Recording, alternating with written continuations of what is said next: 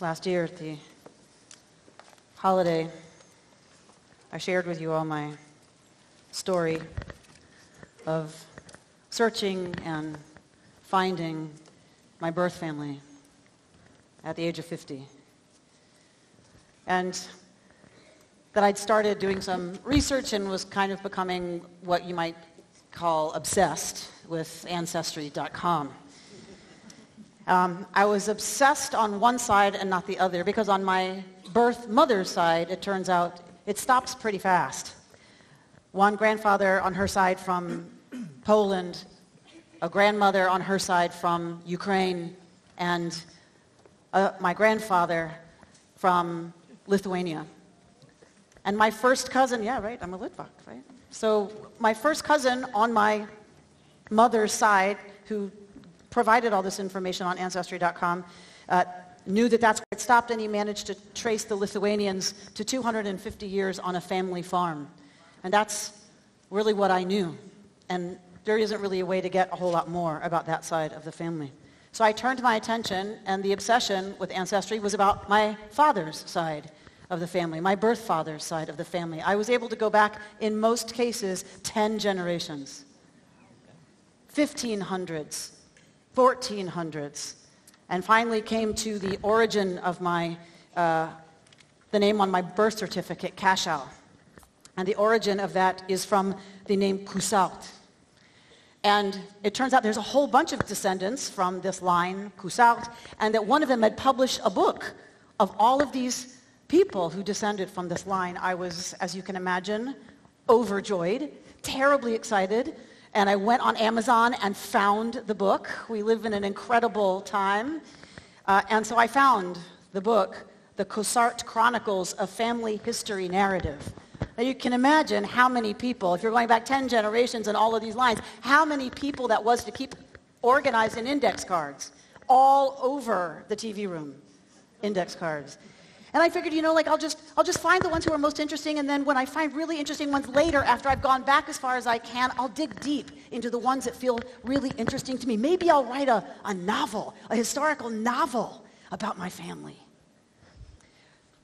At this same time, I was submitting my DNA for testing and had found a comment on Ancestry.com and we're working on my father's side now, by an uncle on that side. And I took the very scary step of reaching out to him to say, I don't know if you know this, but I'm your brother's biological daughter.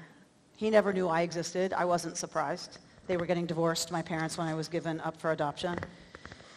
So he said he didn't know about me, but I saw his profile and I saw his DNA results, and I said, well, mine will be coming back soon.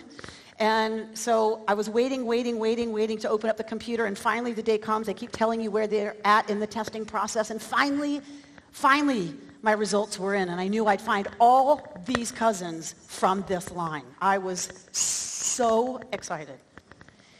And I look, and I don't see any names that I recognize. They match you with cousins, and my cousin from my mother's side, I found we were a match, and I'm looking for the name of my uncle, and it's not there.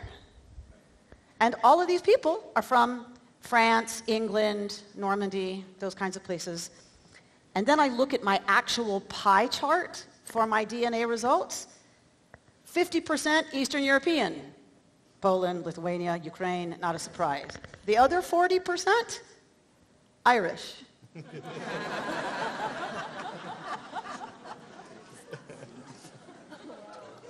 Now, if you're not obsessed with Ancestry.com, you wouldn't, yeah, I have a wave from back there, excellent. Maybe you're a cousin, we'll see. If you're not obsessed with this stuff, what you wouldn't know is that Irish DNA is very specific. Because it's an island and there's a lot of endogamy, a lot of in-marriage, it's very specific. The fact that I was 40% Irish meant that my birth father could not possibly be my birth father. So now I was just like everybody else in the neighborhood of Philly where I had visited to meet my biological sister. None of us knew who our fathers were. All of a sudden I was regular. So it was mixed emotions, obviously, and I anticipated being devastated by this, that I wasn't now part of this big family, this big ancestry that I had found and was so earnestly looking into. But I wasn't devastated. And that's because this is my family history. That's because I realized all along this has been my genealogy. These are my ancestors. You are my cousins. We are members of the Jewish people. That has always been a strong identity for me, being a descendant of Abraham and Sarah. Maybe part of the reason it's been so powerful for me is because I wasn't rooted anywhere else. I don't know. It doesn't really matter ultimately. Because what I do know is belonging to this people has saved my life countless times. Being part of this people has defined the best of who I am called to be by this thousands-year-old tradition. And that I am deeply, deeply proud of.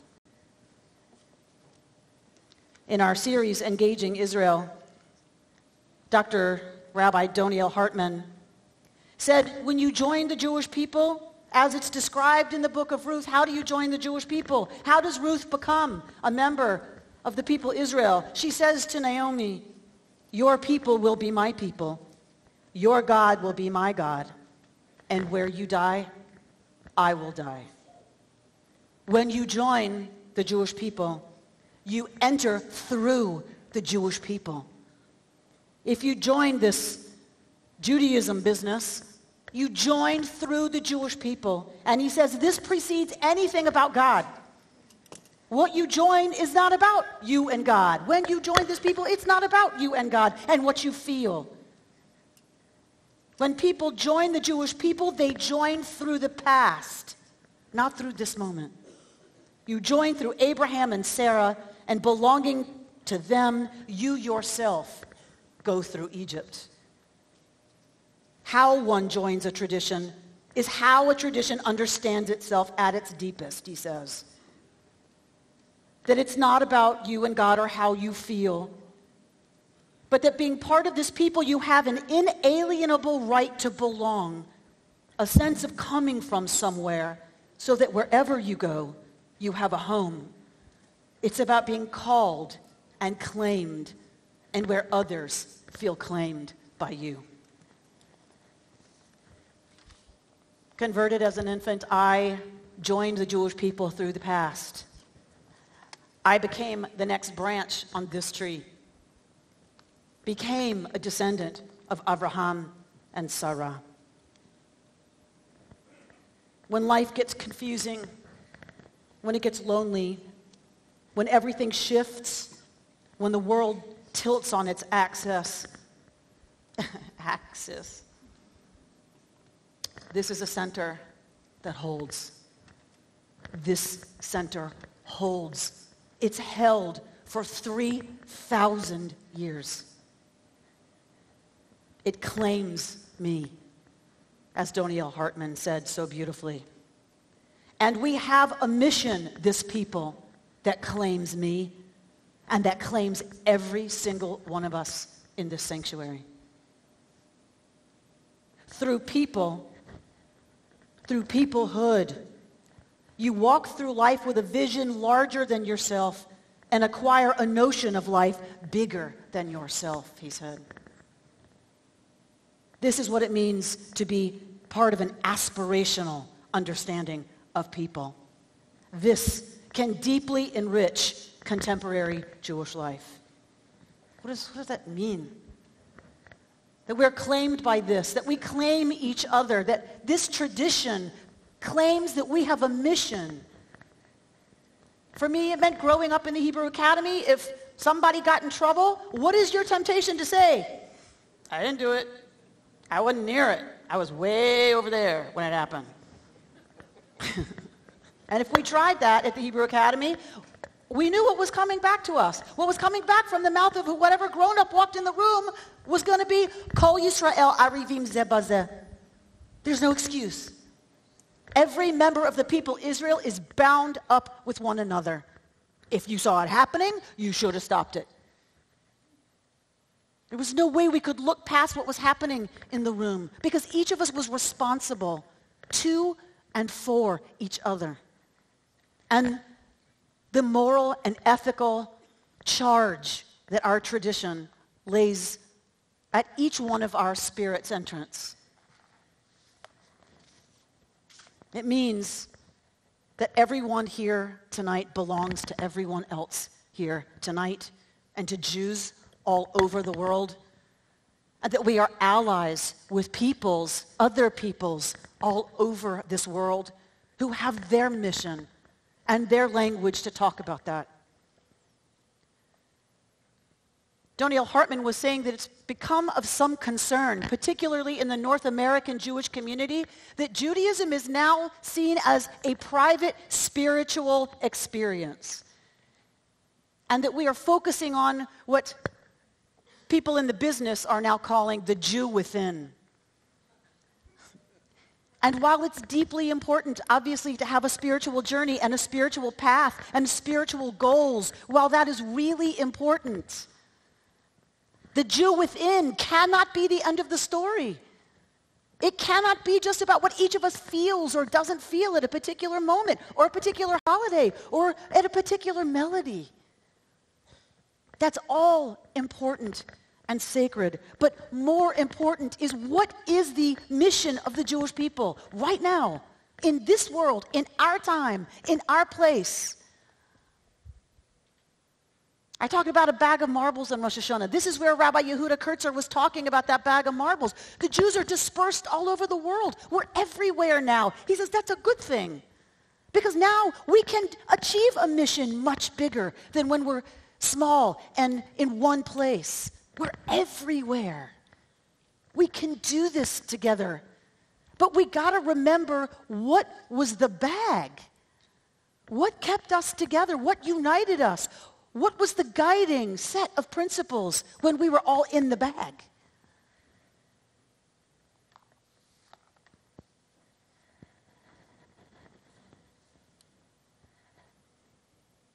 This is the challenge we face as Jews in this amazing country, this amazing opportunity we've been given. This is our challenge, to renew and to reconstruct the vision, the mission of the Jewish people.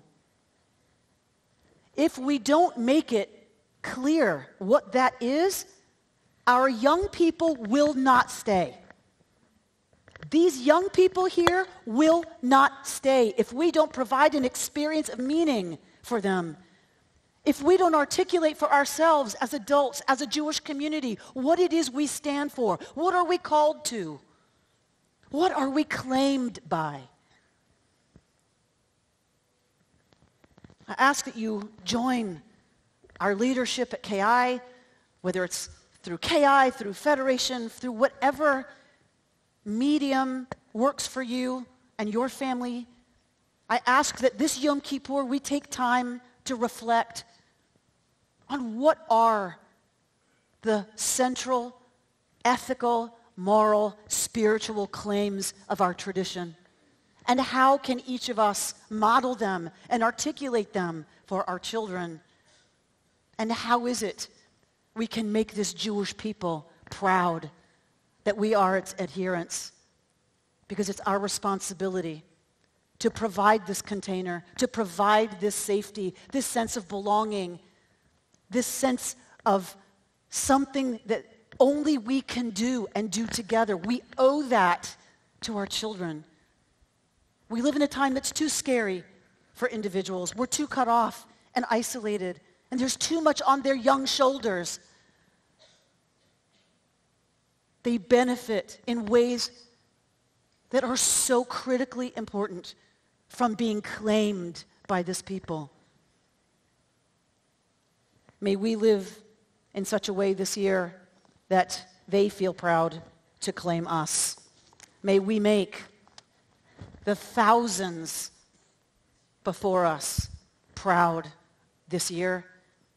And may the work we do on this Yom Kippur reinvigorate the Jewish people, our vision, and our mission. the words of Rabbi Rami Shapiro, because today we stand before the mirror of all to see ourselves as we are. We come with no gifts, no bribes, no illusions, no excuses. We stand without defense and wait to be filled. What will fill us? Remorse, certainly. So much error and needless pain, and joy. Remembered moments of love and right doing. We are too complex for single-sided emotions, and we are too simple to be excused by our complexity.